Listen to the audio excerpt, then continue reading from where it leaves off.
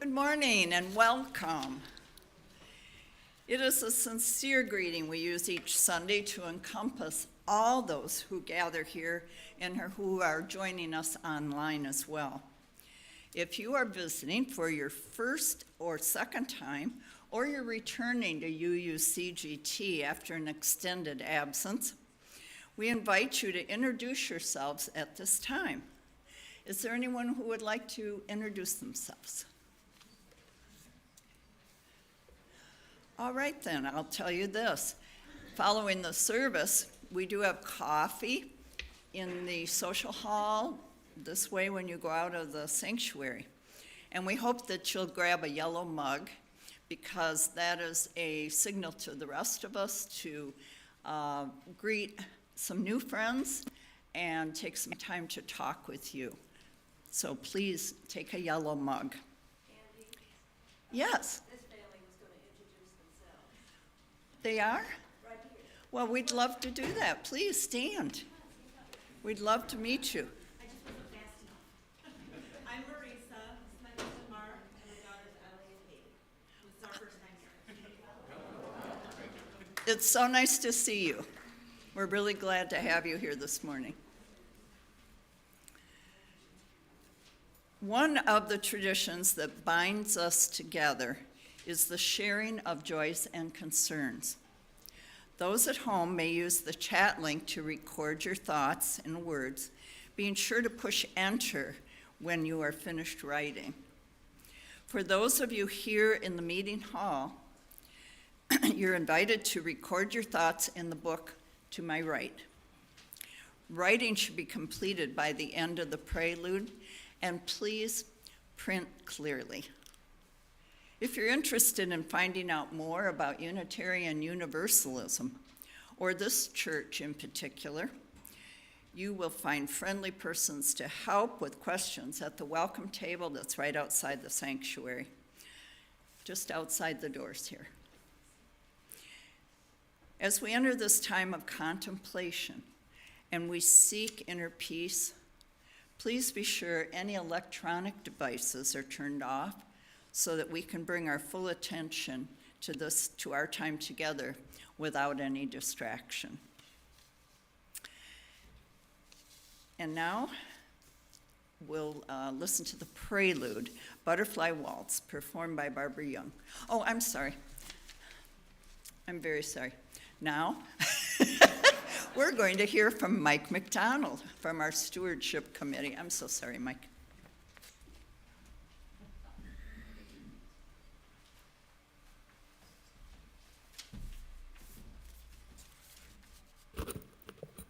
Hi, I'm Mike McDonald. For those of you that don't know me, past president of the congregation, among other things. And I thought maybe Andy had previewed my speech and decided that maybe I should give it. And we have a number of new faces in the sanctuary today, and I'm glad to see all of you. What I'm going to say today is a little bit of a tough message. If you're new here, please have faith that this congregation is going to take care of this. Several days ago, Charles Brackett asked me to deliver a message today about stewardship.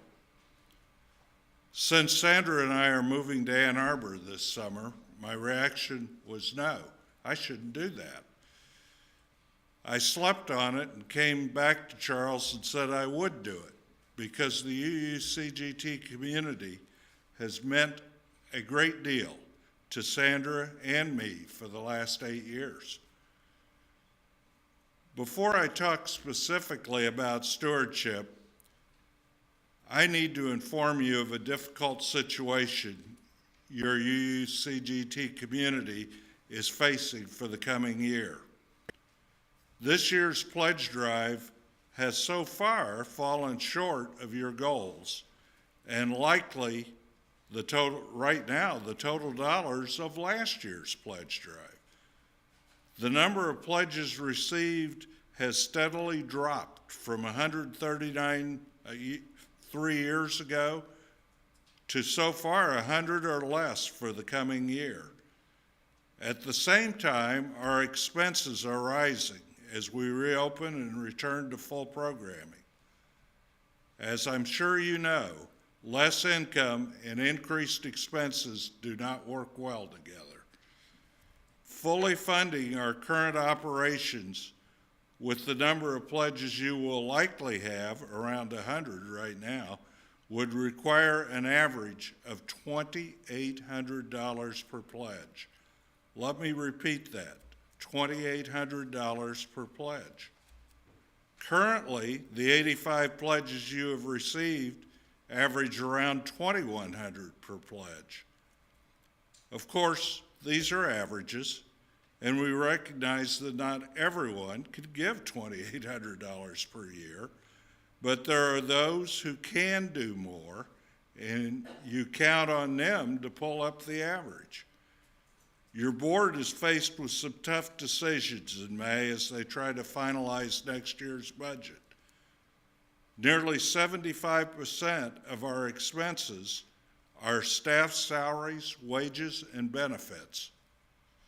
One course of action for your board to take would be to drastically cut expenses, which would result in reduced programming and staff hours. Such actions could possibly start a death spiral for the community. A more positive solution is to increase your contributions. As you probably realize, like other religious communities, over 90% of our income comes from pledges and donations. Perhaps some of you can rethink your financial commitment for next year and help solve UUCGT's dilemma. That brings me to financial commitment to your community. Sandra and I determine our financial commitment to our religious community every year by taking a percentage of our expected income for that year and setting it aside as our contribution to our religious community, and then plan our other expenses and charitable contributions with what is left. This community has been a big part of our lives and means a great deal to us. We recognize that UUCGT needs all of us to provide financial support to operate. Because of our commitment to UUCGT, we plan to make a contribution of 1/2 of our planned 2022-2023 pledge prior to leaving at the end of June, even though we will not be here to participate. There is so much that is positive in this community. Next Sunday, you will formally install a vibrant young minister. Last Sunday, we had our top attendance so far this year, but I think we broke the record today already, including 8 children in religious education and several teens in the service. You are doing great things for our wider community with your Tuesday lunch, volunteering at Safe Harbor, a garage sale for medical relief for Ukraine, and an endless list of other positive things. Sandra and I would hate to see all the positive things that are happening here derailed by lack of financial support. Making a choice between increasing your financial support or cutting your community's expenses is your dilemma. The choice is yours. I'll say that again. The choice is yours. And I am very confident knowing you that you're going to make the right choice. Thank you. And now we will listen to the prelude by Barbara Young.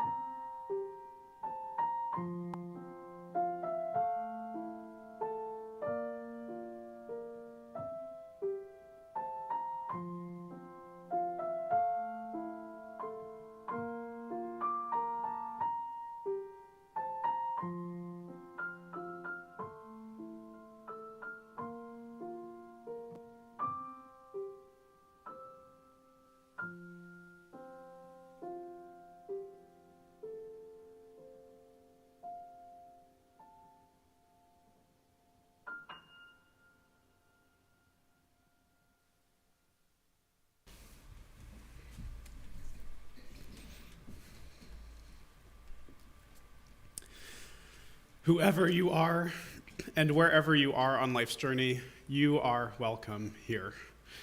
I am the Reverend Alex Jensen. I use the pronouns he and him, and I have the great privilege of serving this congregation as its minister.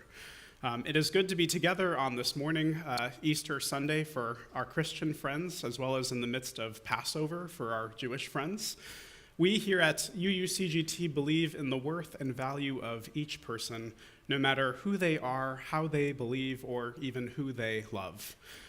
You are welcome here, especially if you have not yet known a community of welcome and care, especially if you've been told that there are parts of yourself that are somehow unlovable. If you've been told that you are somehow less worthy or different for being who you are.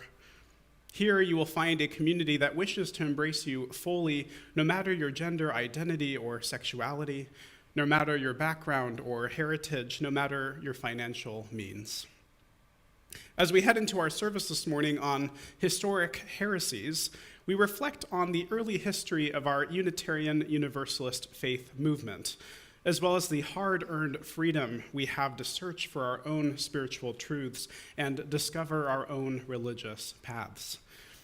In the spirit of remembering this history and the importance of these traditions and stories as we gather this Sunday, hear these opening words from the Reverend Dylan Baker Sorrells. For holy days on which we recall the old stories, for Passover, which reminds us of the courage and strength of those seeking freedom in the past, for Easter, which reminds us that love is our greatest challenge, for gathering today in this sacred place, for the opportunity to be together as a community, to remember the past, to plan for our future, to help us discern who we are yet becoming, to be alive in our present. May our histories remind us of who we are, and let us give thanks for these old stories, for these differences found across one another, and for this great freedom of faith, all of which we hold and celebrate when we gather together. And so in that spirit, I say, come, let us worship together this morning. As we enter into this time, we also acknowledge the land on which we live and gather, the land known to the Anishinaabe as Kichiwi Kwedong, the place of the Big Bay. We recognize the indigenous peoples who lived on these lands for generations before centuries of violence and colonization, the Anishinaabe, who are the Ojibwe and Odawa in our region. We raise the birch bark basket, holding the 4 sacred medicines of sweetgrass, cedar, sage, and tobacco, not to make ourselves feel better or to make us feel comfortable with this past, but instead to remind us to hold and make space for the Anishinaabe as we work to reconcile the harms of colonization. As Unitarian Universalists, it is also our practice each Sunday to light the flaming chalice, which is the symbol of our faith. We join in this chalice lighting with many other congregations and communities across our country and world this Sunday. And we also invite those of you that are tuning in online with us this morning, no matter who you are or where you are, if you'd like to kindle a flame with us as we light our chalice this morning, we welcome you to do so. Our chalice lighting words this morning are from Andy, which I will read as she lights our chalice. As spring is breaking here in Michigan, let us ponder the recorded thoughts of Thomas Starr King, who, when first viewing Yosemite Valley, reflected that it was a true gleam of infinite majesty. May our chalice be such a true gleam of infinite majesty, found in each and every one of us and across all life. We also sound our singing bowl, calling us into this time of worship and contemplation together. I invite you to listen for its sound as it dissipates into the silence as we join our hearts in worship together.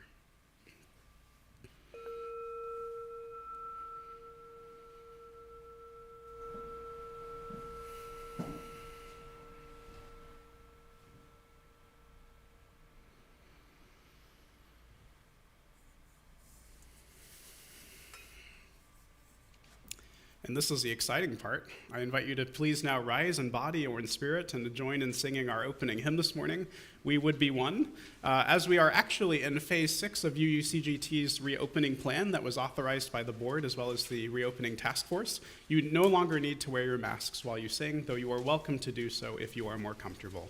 So again, please rise in body or in spirit and join in singing We Would Be One. The lyrics are found in your order of service.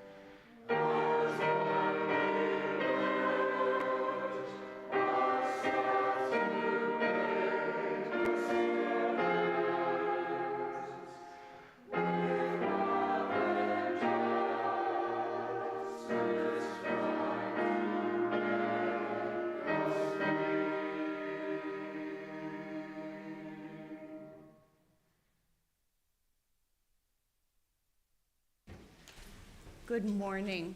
My name is Betsy Hammerberg, and I'm the Director of Religious Education here at UUCGT. And I would love to invite any children who are here to come forward and join me. As Alex said, we are now in phase 6 of our reopening, which means that we are welcoming children to all areas of our congregation. And we, as some of our children are too young to be vaccinated, we are just asking that our unvaccinated children wear masks. We are so excited to have them all back. It's so wonderful. So today is Easter. And Easter is a day when many people think about someone named Jesus. How many of you have heard of someone named Jesus? I've heard that name. Yes. So people believe different things about Jesus. Some people believe that Jesus was the Son of God. Some people believe that Jesus was not the Son of God, but was an important teacher. Some people believe that Jesus was a prophet and was divine. Some people just believe that, like I said, Jesus was a teacher. And I'm going to read a story to you today called Meet Jesus. And in this book, you'll hear about God. And what I want to let you know is that some people believe in God and some people do not. And both are okay. We believe what makes sense to us. And as Unitarian Universalists, we believe that it doesn't matter if you believe in God if you believe that Jesus was the Son of God, if you don't believe in God, if you believe that Jesus was a teacher, what matters is what we do with the things that we believe. So this story is called Meet Jesus, and like I said, you'll hear the word God in here, and that's because Jesus believed in God and believed that his teachings come from God. If you want to come forward, you'll be able to see the pictures better. Or do you just want to look at them up there? Okay. So this story is called Meet Jesus, the life and lessons of a beloved teacher. This was written by a Unitarian Universalist. This is the story of Jesus, a beloved teacher. Although he lived long ago, his lessons of love and kindness still bring hope and joy to people all over the world. Jesus was born more than 2,000 years ago in a land now called Israel. He grew up in the town of Nazareth with his brothers and sisters and their parents, Mary and Joseph. Joseph was a carpenter. He taught Jesus how to shape rough wooden logs into sturdy beams for building homes. He showed Jesus how to make plows and shovels that were straight and strong. And he helped Jesus craft tables and chairs and cups and bowls that were both beautiful and useful. Joseph and Mary raised Jesus in the traditions of their Jewish faith. Jesus learned to read the Torah, a sacred book that the Jewish people believe was inspired by God. As Jesus and Joseph worked side by side in the carpentry shop, they talked about religion. Jesus felt a strong connection to God. He began to sense that God had called him to bring people a new message of love and forgiveness. Every year, Jesus' family celebrated the holiday of Passover in the city of Jerusalem, the center of Jewish life. Jesus loved to sit among the teachers at the great temple, listening to their lively conversations. He was very curious and asked many questions. The teachers were amazed at how much he understood. When he grew up, Jesus began to travel the countryside and tell people his ideas about living together in peace and harmony. Soon, crowds gathered to hear him preach. People who were sick often came to him, and he helped them feel better. News of Jesus as a healer and teacher spread. Jesus did not do this work alone. A group of men and women traveled with him. He chose 12 friends, called disciples, to help him teach his ideas to others. "Come, follow me," he said to the disciples. Together they walked from village to village, sharing their new ideas with anyone who wanted to listen. Mothers and fathers brought their sons and daughters to meet Jesus. At first, the disciples waved them away, worried that the children would bother Jesus. But Jesus gathered the children around him and blessed them. "Let the little children come to me," he said. Jesus believed we should love one another, even people who aren't our friends. Treat everyone the way you would like them to treat you, he taught. Love your neighbor as much as you love yourself. Someone asked, "But who is my neighbor?" Jesus answered with a parable, which is a story. Once upon a time, there was a Jewish man who was attacked by robbers while on a journey from Jerusalem to Jericho. A traveler walked by and saw the man lying injured by the side of the road, but didn't even stop to help. Another traveler came by, but did not stop either. Then a Samaritan walked by. The Samaritan could see that the injured man was a Jew. Even though Samaritans and Jews had different religious beliefs and often did not get along, this traveler stopped to help. The Samaritan cleaned and bandaged the injured man's wounds and then helped him onto his donkey, took him to an inn, and paid for his stay until the man was well enough to travel again. As the crowd listened, Jesus told them, "Go and care for one another like the Good Samaritan did." We are all neighbors. We can show our love for others by taking care of all people who need help. Jesus taught his followers to look for ways to live together in harmony, to learn to forgive, and to settle arguments in a peaceful way. Blessed are those who work to bring peace to the world, he said, for they are the children of God. One of the disciples asked, "What if someone treats me badly? How many times should I forgive? 7 times?" Jesus answered, "No, not 7 times, but 70 times 7 times." Jesus meant that we should always forgive one another, just as God forgives us. After Jesus died, his followers carried on his teaching and honored his memory. Jesus' message of love and kindness spread throughout the world. Now, 2,000 years later, we can still learn from the life and lessons of Jesus. Some people say that Jesus was the Son of God. They say that after Jesus died, God resurrected him or brought him back to life. They celebrate his resurrection on Easter Sunday. That's today. Some people say that Jesus was a wise and beloved teacher, whether or not he was the Son of God. They say it is important to remember him because he taught us to treat people with love and to stand up for justice and peace. We celebrate the life of Jesus by trying to live as he did, with full hearts, loving words, and kind actions. So today, as we celebrate the life of Jesus, the return of spring, the return of life, let's remember to live as he did, with full hearts, loving words, and kind actions. You can now go back to your seats or go back to the playroom. And have a wonderful week. Hi, sweetheart. You won't come with us. I will not let you go.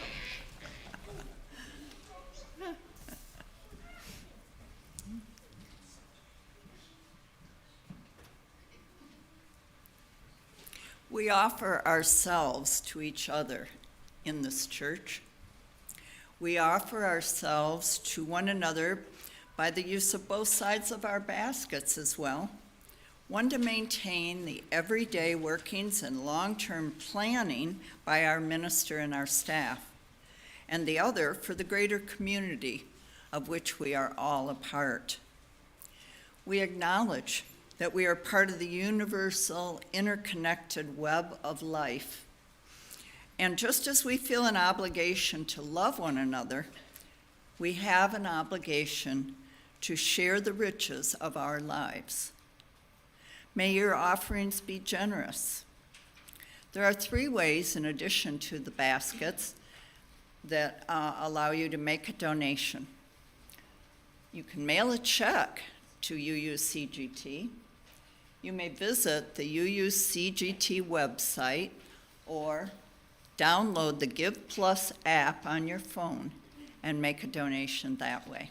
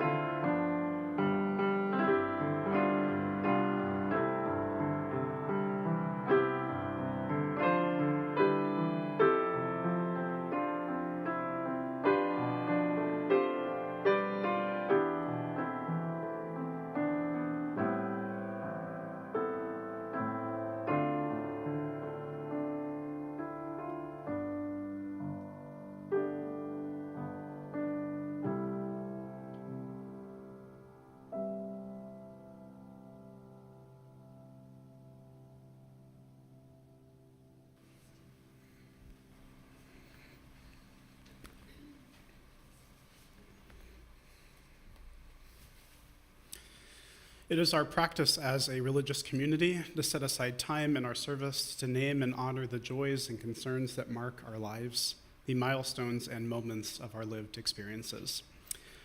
We've changed up our format of doing joys and concerns, which at this point we are apt to do from time to time. So we've now started welcoming those of you that were tuning into our virtual social hall before the service and putting your joys and concerns in the chat there. Instead, you can now find a link in the flash to a form that you can now fill out with your joy or concern. That way, we just figured more people would have access to it. Though the tried and true way always remains that you can always write in the book that usually lives up there with your joy or concern, however you are most comfortable sharing it. And so I have some of the joys and concerns that have been written and named for us to hold on our hearts today.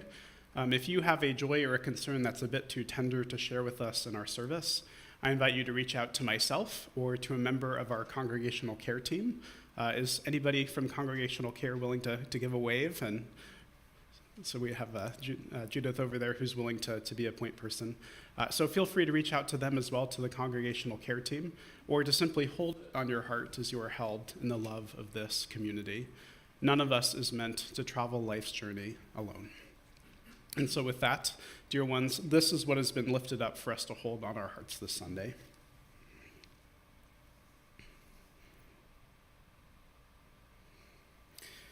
We have a joy from Joy Plattergorge. Went to visit Don Fraser at the Orchard Creek home, and he was really looking good. He and my husband Lou were really joking and enjoying each other's company. Talked with Nancy on the phone later, and she is trying to heal from her surgery. And so we hold Nancy and Dawn together on our hearts today in joy. We have another candle that we light, sending very positive energy to Renee, who we all miss very much. Yes, we really miss our Renee, our musical director. And from Sylvia Walworth, from the Eastern Orthodox half of my family, blessings on this Pussy Willow Sunday. It's not quite Easter yet for our Orthodox friends. And now we light a final candle for all of the joys and concerns that remain in the silence of our hearts but are not forgotten.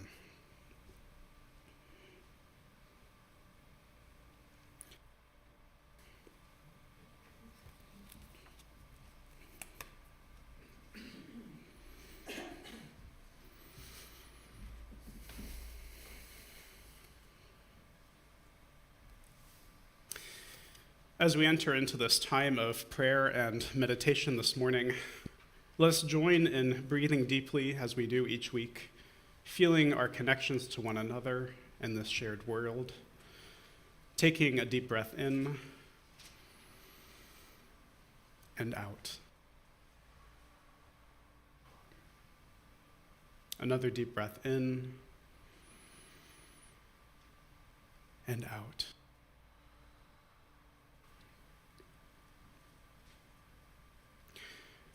Holding much in this moment, we pause to hold in compassion all of those who are hurting this morning. For the people of Ukraine who remain inspirations for us all as they defend their country and weather such devastating violence and innocence. For the family and life of Patrick Lyoya, yet another unarmed black man who was fatally shot in a traffic stop by Grand Rapids police. We hold compassion for our own community and the joys and concerns that we have shared here together, holding the joy of a not yet to come Easter for our Orthodox friends, for Pussy Willow Sunday, for Nancy and Dawn as they both recover, and joy, we rejoice with them as they recover so well. We also just hold all of these pains and remember that the hope found in the midst of these hopeless times is really still there. For Passover and the ancient story of the emancipation of the ancient Israelites out of Egypt, a reminder of both the preciousness of freedom and the evils of oppression. For the Easter story of resurrection and renewal, reminding us that death and destruction never have the final say over love and life. for the great thinkers, heretics, visionaries of history who pushed, prodded, and spurred us to see and understand things differently.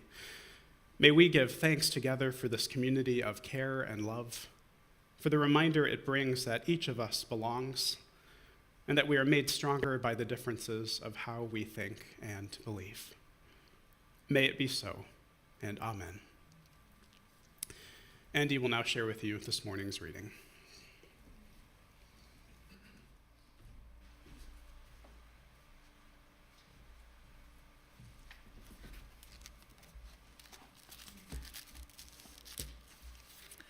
This morning's reading is excerpts from this wonderful book, A Documentary History of Unitarian Universalism, Volume 1. This was edited by Dan McCannon, and he was a mentor of Reverend Alex when he was attending Harvard. And there is a second one just as big, but we're going to turn our attention this morning just to this portion of the history of Unitarian Universalism.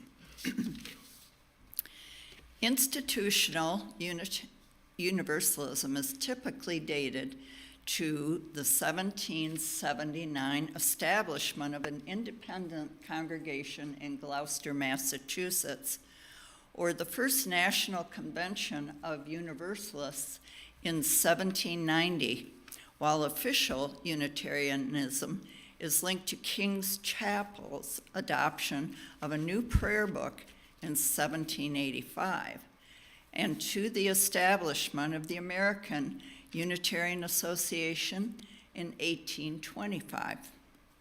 Today we'll confine our search for our roots to the events leading up to those formal recognitions of Unitarian Universalism. The term Unitarian or Universalist was far from everyone's lips during the years of early Christianity. However, the practice of the principles we now espouse find roots in the early centuries after Christ, when the apostles and the believers were rooted in the Trinity. There were two early Christians who espoused Unitarian beliefs. Origen, who lived from 185 to 253 in the current era, was a Christian intellectual whose full theological theorem demanded the subordination of Son and Holy Spirit to only the Father, and the reincarnation of souls. He was controversial, as you might imagine, in his lifetime, and attacked as a heretical a century later. Shortly thereafter, an Egyptian priest named Arius, who lived from 250 to 336 CE, made similar waves. Although the church seemed untroubled by the diversity of belief related to God and the Trinity at the time, the Emperor Constantine thought it best to homogenize the beliefs of his empire. And so he called the Council of Nicaea, where debate over Jesus' divinity was key. Up stepped Arius, arguing the divinity of the Son was less than that of the Father because only God had existed for all eternity. That proclamation was met with disagreement, and so he was excommunicated for his beliefs. Skipping ahead a bit more than a millennium, Faustus Socinus, 1539 to 1604, and his uncle Lilius developed their ideas into modern Unitarianism. Socinus believed humanity lacked an innate religious spirit, but rather chose religion of free will. And further, he stated that all revelation must be examined using reason. One of the key beliefs in Socinism was that Christ's living example was more important than his death and the events following it. And going forward yet another century, Theophilus Lindsay was ordained in the Anglican Church, but was declared a heretic when he attempted reform. Persevering, he moved on to establish the first avowedly Unitarian congregation in England. A contemporary of his, Joseph Priestley, carried these views from England to the United States. He wrote and preached that a moral and religious enlightenment would occur through rational thinking and an entwinement of religion and science. Historically, our more perfect union was under development by this time, and two of our founding fathers are especially noteworthy as we scan the evolution of Unitarianism. Thomas Jefferson, who never left the Episcopal Church, was certainly a proponent of the tenets of Unitarianism. For example, in a letter that he wrote to James Smith in 1822, he said, quote, "I write with freedom because while I claim a right to believe in one God, if so my reason tells me, I yield as freely to others that of believing in three. Both religions, I find, make honest men, and that is the only point society has any right to look to. Mutual freedom should produce mutual indulgence." Benjamin Franklin, on the other hand, attended the Unitarian Church while in England. He declared his belief in just one God, stating that the most acceptable service that we could render to God is really doing well by his other children. While we consider what indeed was heretical during Christianity's evolution, consider Ben's words on this topic. "I think all heretics have been virtuous men." And he also mused, "A virtuous heretic shall be saved before a wicked Christian."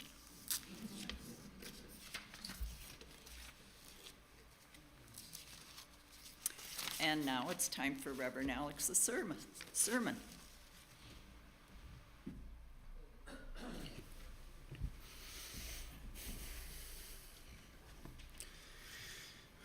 One of the greatest gifts that I had as a teenager was going through the coming of age program with my home UU congregation. Now, some of you might remember I've already talked a little bit about this program. If you remember back to that ropes course retreat way high up in the redwoods with other UU youth holding on for dear life. Another less known part of that process is actually that you're encouraged to write what's called a credo statement, culminating in your completion of the coming of age program. In Latin, credo means I believe. So in the spirit of our free and responsible search for truth and meaning, youth in coming of age are encouraged to reflect and ask all sorts of big questions about faith and belief, about whether they believe in God, what they think about the meaning of life, or even what they think comes next. Akin to some of the other processes in neighboring faith traditions with becoming a full member of your community, I think it's interesting how we as Unitarian Universalists place such a strong emphasis on a personal, broad search for truth and meaning. In confirmation programs in other traditions, youth are asked to embrace a particular set of doctrines or principles, or to affirm a faith in a particular belief or stance on God. And yet, in coming of age, my experience was almost the direct opposite. I was encouraged to form my own answers and bring my open and honest questions. Nobody was feeding me these answers or telling me how I simply had to believe. Nothing was off limits or explained away as something I just had to believe or accept at face value. Instead, I was allowed to choose my faith.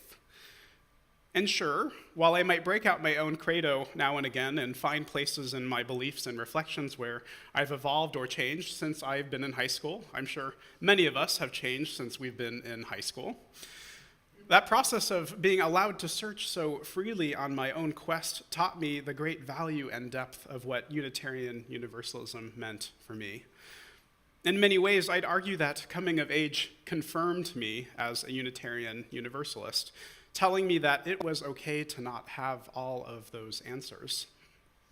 To live a spiritual life in relationship with others involves a never-ending quest and search for meaning, even for those of us who think we've got things fairly figured out at this point.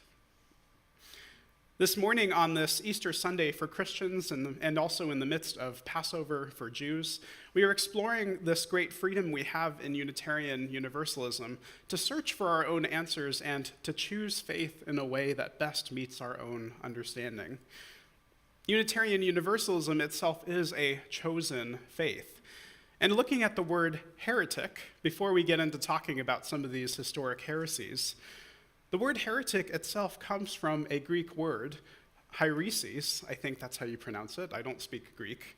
But Heresies, meaning the act of taking or choosing a course of action or thought or system of principles. One who is a heretic is also one who chooses. In other meanings of the term, a heretic is a person who differs in opinions from the established religious teachings or accepted beliefs in their tradition. And the use of the word heretic itself dates back to the 14th century for its earliest usage. And yet we all know that there have been heretics in all times and places, across all traditions and groups who have pushed the understandings of their times and challenged us with what was commonly held and accepted.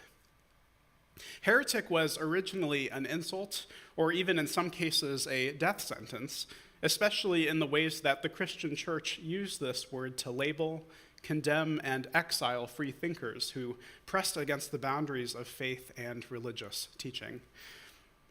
Now, I want to argue that we, as Unitarian Universalists, are, in essence, modern-day heretics in every sense of the word, with a long lineage and unbroken inheritance going way back centuries in history to some of these earlier revolutionaries and thinkers that we know and we've talked about today.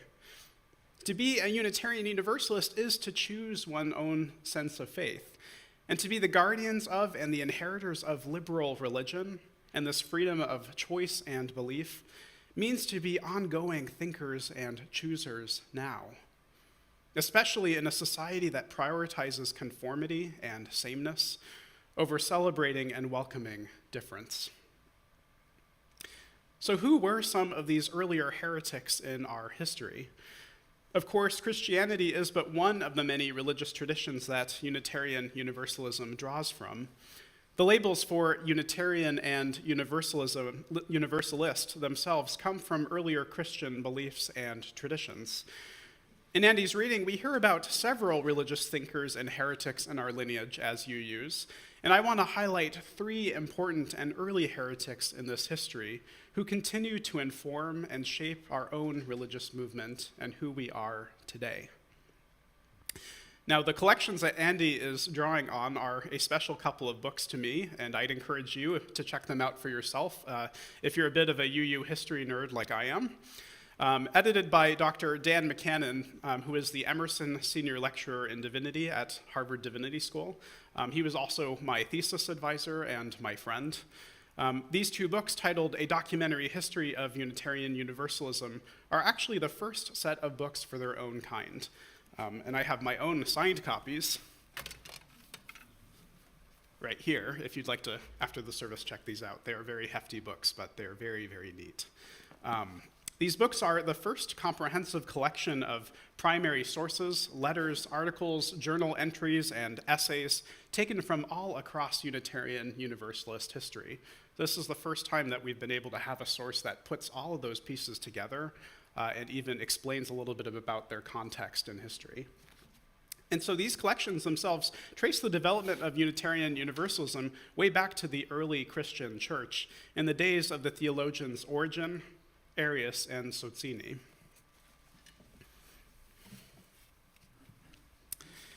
So starting first with Origen of Alexandria. Historians regard Origen as the most important and intellectual and scholar of the Bible before the Council of Nicaea in 325. With writing almost 100 years before the council would take place, which would eventually codify a set of doctrines and theologies that were then held all across the Roman Christian church, Origen spoke to and defended the justice of God in the face of undeserved human suffering. Origen wrote about a just and merciful God who created all souls equally with free will. His writings would generate a theological belief in what we might call a restorationist universalism, meaning that God ultimately would save all souls, but that those who had done wicked things or caused harm or human suffering would also have to suffer in death. Now, this sense of suffering in the afterlife is not like the fire and brimstone that we know today. It was not eternal or even retributive, as Origen understood it. Instead, it was a sort of requirement for spiritual purification, to return to an original state of goodness and grace with God. In his treatise on First Principles, Origen spoke to God as a great physician who wanted to, in his words, wash away the ills of our souls, and who might at times prescribe unpleasant and bitter medicine as a cure for ills. In Origen's view, even the devil himself could be saved, for to the Almighty nothing is impossible. Nothing is beyond the reach of cure by its maker. So even though his ideas were radical for his time, it wouldn't be until the mid-6th century that the church declared him a heretic, well after his own life and death. Origen's faith in a good and loving creator sparked many to conceive of a universalist God who saved each one of his creations.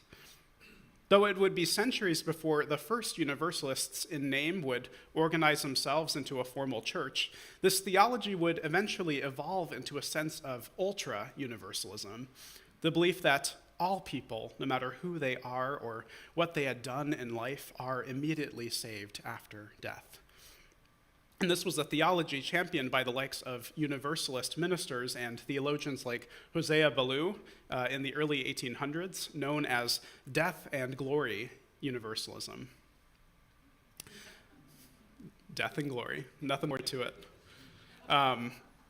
Moving now a century actually later, we arrive at the theologian Arius during a pivotal moment in the church's history. So building on the foundations of what Origen had written, Arius made a case for the oneness of God, that Jesus and the Holy Spirit were not quite co-equal with God, but were actually under God. For Arius, logic and reason pointed to how God the Father must be supreme, for only God had existed for all of eternity, versus Jesus, who was the divine Son of God, but not quite God himself. At the Council of Nicaea, though the early Christian church held a great diversity of beliefs around the divinity of Jesus, the doctrine of the Trinity itself, promoted by theologians on the opposite theological side, like Athanasius, if you know that name, that opposing theological position ended up winning out. Christianity in the Roman Empire became one that taught of the Father, Son, and Holy Spirit being of one substance, rather than prizing Jesus' humanity over his divinity. Arianism, as a theology, developed and resurfaced much later during the Protestant Reformation. And eventually, Arius' theology mixed with the theologies of others, like Fausto Sozzini, forming the theological foundations of early Unitarianism as the church is organized in Europe. And eventually, these ideas would then be brought to North America with the start of Unitarian churches all across New England. Arius' emphasis on God's oneness through reason and logic placed an emphasis on rationalism over simple blind faith. This line of thinking would continue to grow in the development of liberal religion well into our own day and age, where we still prize the gifts and learnings of logic, reason, and science in our own faith tradition now. And so lastly, I promise this won't just be a history lecture, I want to turn our attention to our third and final heretic who lived over 1,000 years after the times of both Arius and Origen. Fausto Sozzini was an Italian theologian who developed a modern Unitarian theology known as Socinianism. Now, in this time of the Protestant Reformation, he was the first theologian to make the case for Jesus' full humanity over his divinity. In essence, Jesus was not actually divine. He was a completely full human being. Living among members of the Polish Reformed Church, Sozzini's theology differed quite a bit from the traditional theology of his time. He believed that Jesus' life and example were his most potent contributions to faith over his execution and death. Additionally, he held that Jesus' fully human life did not exist before his real human birth. In this sense, Jesus was no more divine than any other human being, and certainly was not God. This Unitarian theology would then be embraced by the Unitarian Church of Transylvania in the 16th and 17th centuries, and Socinians, as they were called, affirmed and promoted the role of humanity in bringing about a better world. Being living examples of Jesus emphasized the great potential of humanity, rather than resting on total human depravity, which is traditionally held by Calvinists and other reformers of this time. This line of thinking would give rise to some of the early humanists in the Renaissance period and other Enlightenment thinkers who treasured reason and the value of human life. So what does all of this history have to do with who we are now and all of us anyway? Remembering where we started talking about Unitarian Universalism as a chosen faith, going back to how we Unitarian Universalists encourage everyone, even our children and youth, to freely and responsibly search for truth and meaning across all of the world's faith, tradition, teachers, and sources. In our Time for All Ages story, we hear about one of the most significant heretics in history, the beloved mentor and teacher, Jesus of Nazareth. Now, this is quite an interesting Easter sermon now, isn't it? Not only was Jesus a radical thinker and reformer for the society of his time, his message of God's unconditional love and forgiveness broke with the established traditions. While many historians dispute whether Jesus actually regarded himself as the literal Son of God, what we understand through his life and story is how we must all be heretics against the establishments of fundamentalist religion and oppressive empire. Whether we believe Jesus himself was divine, the literal Son of God, or died and was resurrected from the tomb after 3 days, we see a timeless teaching and example of the importance of freely choosing faith. Choosing a faith that affirms the worth and dignity of all people, that teaches us to love others, even those who aren't our friends, a faith that celebrates humanity's ability to overcome adversity and evil, even when hope in a suffering and hurting world feels hardest to find.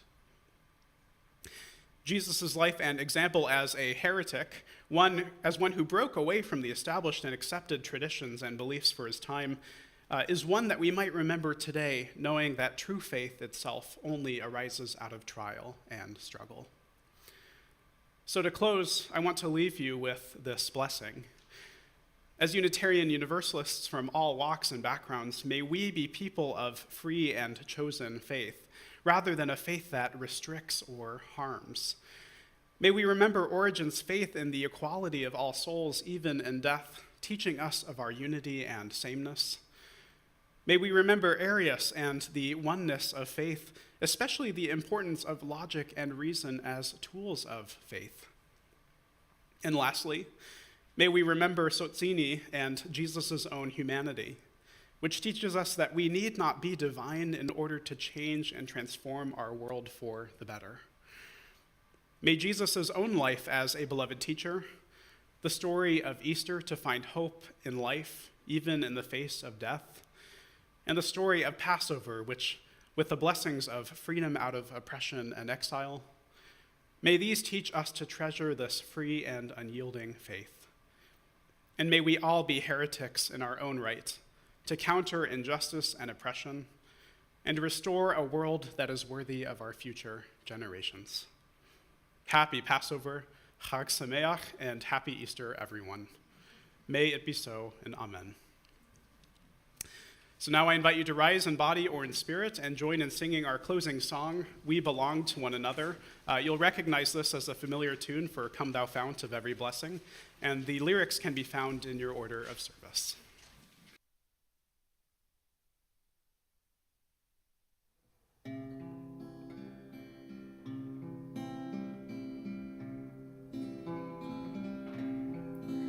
We belong to one another, to each other we are bound, as we build a world together, full of joy that we have found. What we owe to others. When they need us, we respond. We belong to one another, and we hold a common bond. We rely on one another at the dawning of our days, when we learn from those around us how to live in loving ways. As we grow, we need each other and the gifts that we can share. As our lives come to their ending, how we need each other's care. We give thanks for one another, for each heart and hand and face. We are grateful for our blessings that infuse our lives with grace. May we offer our abundance as we are given. May we give in our thanks for one another. May we help each other live in our thanks for one another. May we help each other live.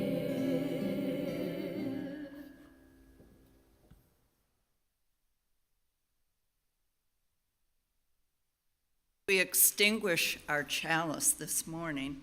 Let us consider thoughts of Chinese American author Stacy Lee, who suggested that it's up to us to recognize the struggles that allowed us to have the things that we have today, so that we can be vigilant over those rights and act when they are threatened.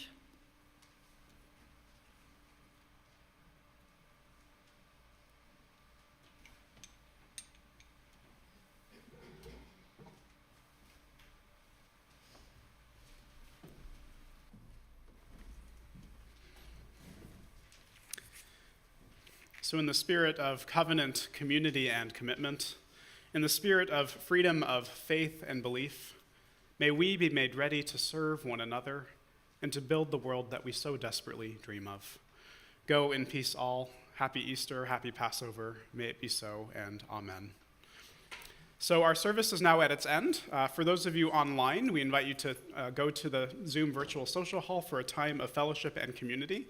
We also have some coffee and treats out there today in our social hall for those of you that are here with us in person. Just a couple of quick notes before you go off to enjoy this nice Easter and all those lovely treats. Following our service today, we are hosting a prospective members orientation in our sanctuary. So if you're interested in learning more about the process of becoming a member here at UUCGT, maybe you've been around for quite a while and you still haven't quite decided to give membership a thought. If you'd like to come and learn about the significance, its meaning to us here, and all the benefits that come with us, we invite you to stay after the service in the sanctuary to maybe take about a 10 or 15-minute break to grab some coffee and a treat, and then to join us back here in the sanctuary for the orientation. And those of you, we invite you to be mindful if you're not here to attend the orientation, to please make your way out to the social hall to make sure that we can have some space for our programming. One last additional note that you've heard me say a little bit about already. UUCGT is in phase six of its reopening plan that we drafted with our board and reopening task force. And in this new phase, as you were made aware, we're welcoming children back into our midst. And that has just been so lovely to see. And so I just want to celebrate with you all this new phase of our opening. How exciting is it that we get to be this way together as a community once again? So just a round of applause and celebration, really.